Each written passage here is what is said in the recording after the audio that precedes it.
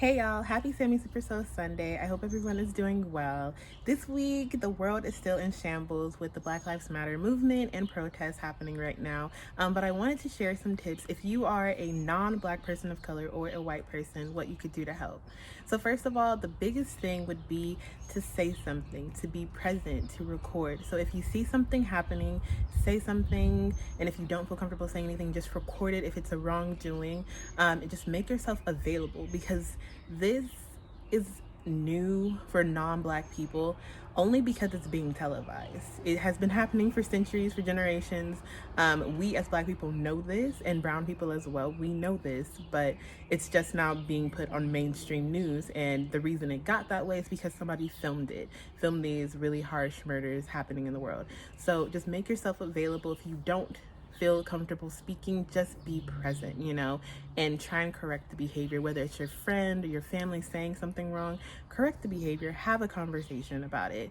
Second, educate yourself. I know it sounds corny to read a book about anti-racism, but do it, because you will never understand what it means to be a Black person in America as a non-Black person of color or a white person, but you can educate yourself and empathize with the struggle and have a better understanding as to why the system is made up the way that it is. So educate yourself, read a few books, ask questions, and don't be afraid to seem insensitive.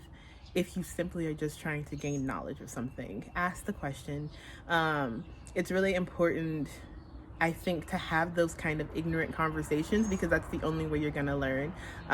So do not be afraid of that. And lastly, contribute to the cause after the trend and the hashtag is over. I said this in my last video, but right now it's really big. Also, people are quarantined, so we don't have anything else to do, but it's a hashtag, it's trending. When this is over, I still need you to be supporting us and writing for us just as hard as you are reposting right now, and making it a point to be a part of the movement if you are. So when this is all over, hopefully we have a conviction for all of these cases that have been going on recently. But even when we don't, and things may or may not die down, you still need to be a part of the movement.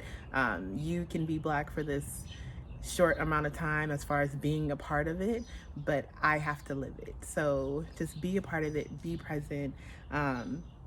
And that's it. So it's 3 simple ways. If you are brown, you probably already know these things, or just a person of color as a whole. But I think it's really important to have these conversations and to create a space for people to feel open having these conversations. And if you don't hesitate to hit me up or hit up somebody to just kind of have a clear understanding. But the biggest part of racism is people just are being ignorant because they don't know and they don't feel comfortable asking questions. So ask questions, make yourself available, educate yourself, and most importantly, keep that same energy throughout just life and when you teach your kids and your family members and people around you. So I hope that was helpful, and I will see you guys next week. Let me know how you are doing with this Black Lives Matter movement that we have been on, and I'm sure it will continue. And I will see all of you guys next week.